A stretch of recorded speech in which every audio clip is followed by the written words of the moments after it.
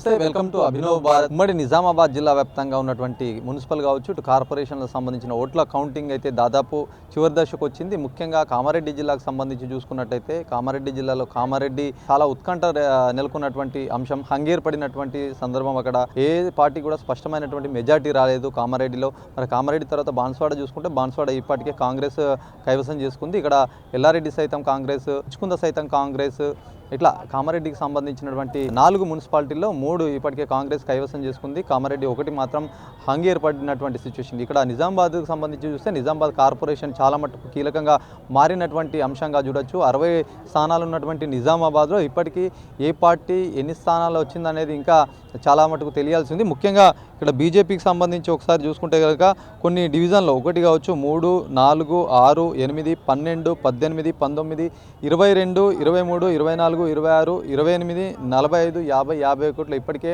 లీడ్లో ఉంది. మొత్తానికి బీజేపీ ఇప్పటివరకు అనౌన్స్ చేసినటువంటి విషయం 4 స్థానాలు అంటే 4 డివిజన్ల అభ్యర్థి అయితే విజయం సాధించినట్టు తెలుస్తూ ఉంది. ఇంకా కాంగ్రెస్ సంబంధించినటువంటి స్థానాలు చూసుకుంటే 2, 9, 10, 12, 21, 33, 43, 47, 49, 59, 60 ఈ స్థానాలు కాంగ్రెస్ ముందంజలో ఉన్నటువంటి సిచ్యువేషన్. ఇక ఎంఐఎం సైతం కీలకంగా మారినటువంటి సిచ్యువేషన్. ఎందుకంటే ఎంఐఎం సైతం గతంలో చూసుకుంటే కూడా మంచి స్థానాలే వచ్చినటువంటి సిచ్యువేషన్. ఇప్పుడు కూడా ఎంఐఎం 32, 52, 53, 55, 56, 57 దీనికి సంబంధించి లీడ్లో ఉంది. ఇప్పటికే బీజేపీ 44 కావచ్చు, 26, 25, 6 ఈ 4 అయితే బీజేపీ అఫీషియల్గా గెలిచినటువంటి సిచ్యువేషన్.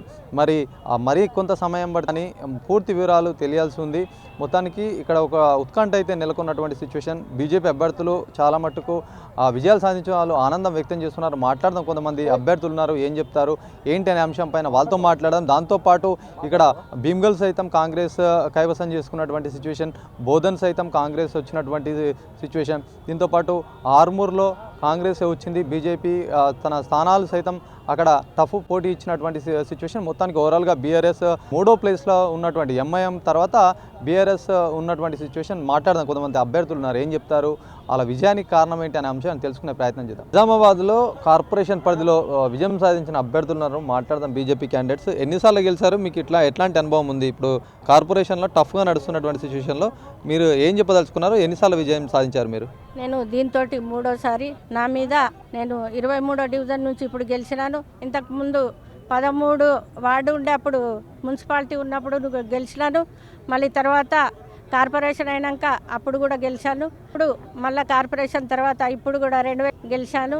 నాకు 23వ డివిజన్ వాళ్ళు నా మీద నమ్మకంతో నాకు ఓట్లేసి గెలిపించి నన్ను ముందుకు తీసుకెళ్లిన దానికి వాళ్ళకి ధన్యవాదాలు. అలాగే మా పార్టీ నాయకులకు కానీ, మా ఎంపీ గారికి, ఎమ్మెల్యేకు, మా కార్యకర్తలకు వాళ్ళకు కూడా చాలా ధన్యవాదాలు. నన్ను నమ్మి వాళ్ళు నాకు టికెట్ ఇచ్చిన దానికి వాళ్ళ నమ్మకం ఒమ్ము చేయాలని. మీరు మొత్తం మీ ఫ్యామిలీ 3-4 టర్ములు గెలిచినటువంటి అంశం ఎట్లా ఏంటి, ప్రజలు మిమ్మల్ని గెలిపిస్తున్నారంటే మీరు ఏం అడిగి వాళ్ళకు ఓట్లు ఏమని అడిగారు, మరి ఎట్లాంటి అభివృద్ధి చేసి చూపిస్తారు? లేదండి, మేము ఎలా చెప్తామంటే ఎప్పుడు కానీ వాళ్ళు ఇట్లా వచ్చి ఏదైనా పని ఉన్నదన్నా, అక్కకి పని ఉండి మీరు చెయ్యండి అని అంటే వాళ్ళు ఎంబటే ఉండి వాళ్ళ సమస్యలు తీరుస్తున్నాం. కాబట్టి మాకు 4 సార్లు కూడా అవకాశం ఇచ్చిండ్రు. వాళ్ళ నమ్మకం కూడా ఒమ్ము చేయకుండా వాళ్ళు ఎంబటే ఉండి వాళ్ళ ఏ అవసరం ఉన్నా మేము తీరుస్తాము అని వాళ్ళు మమ్మల్ని గెలిపించారండి. మొత్తం అంటే మీ డివిజన్లో 23 డివిజన్లో మొత్తం టోటల్ ఓట్లు ఎన్ని ఉండే? 5132 ఓట్లు గల మా డివిజను. ఆ డివిజన్లో అత్యధిక ఓట్లు మాకు వేసి గెలిపించిన మా శ్రీమతి గారి గెలిపించినందుకు మొట్టమొదలు 23వ డివిజన్ ప్రజలకు, అక్క చెల్లెళ్లకు, అన్నదమ్ములందరికీ కూడా ధన్యవాదాలు. మా కుటుంబం మీద నమ్మకంతో పార్లమెంట్ సభ్యులు ధర్మపురి అరవింద్ గారు, గౌరవ శాసనసభ్యులు ధన్పాల్ సూర్యనారాయణ గారు ఏదైతే నమ్మకంతో మాకు టికెట్ ఇచ్చిండ్రో వారికి కూడా మీ ద్వారా ధన్యవాదాలు తెలుపుతున్నాను.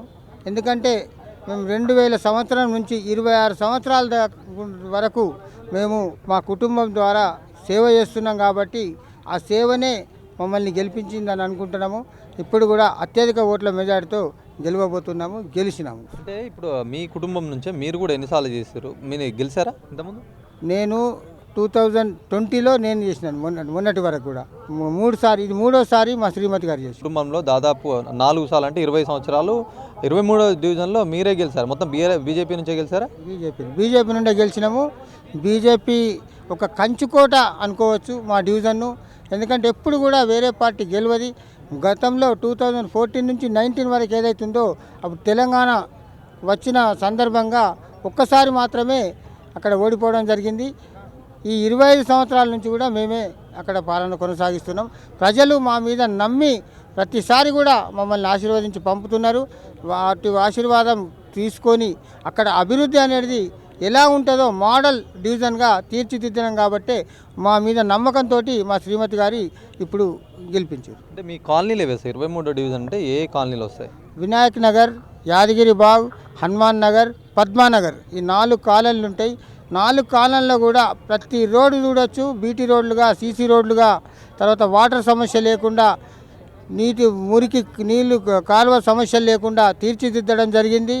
ఎందుకంటే ఒకప్పుడు 2000 సంవత్సరం కంటే ముందు అటవీ ప్రాంతంగా ఉన్నటువంటి చెరుకు తోటలు, పంట పొలాలు ఉన్నటువంటి డివిజన్ను తీసుకొచ్చి ఒక మోడల్ కాలనీగా, మోడల్ డివిజన్గా చేసినాం కాబట్టి అత్యధిక మెజార్టీతోటి మా శ్రీమతి గారిని ఇప్పుడు ఈరోజు గెలిపించడం జరిగింది. ఎడ్యుకేటెడ్ ఆ ఏరియా వినాయక్ నగర్ ఆ చుట్టుపక్కల ప్రాంతం చాలా చదువుకున్న వాళ్ళు ఎక్కువగా కనిపిస్తూ ఉంటారు. ఇదే విజయానికి కారణం అనుకోవచ్చా?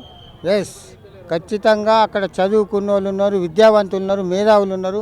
వాళ్ళందరూ కూడా ఎవరైతే కింది స్థాయి నుంచి మీది స్థాయి వరకు ప్రతి ఒక్కరు కూడా మమ్మల్ని అభిమానించి మంచి మెజార్టీ లభించినట్టు చేసారు. వారికి మీ ద్వారా ధన్యవాదాలు తెలుపుతున్నాం.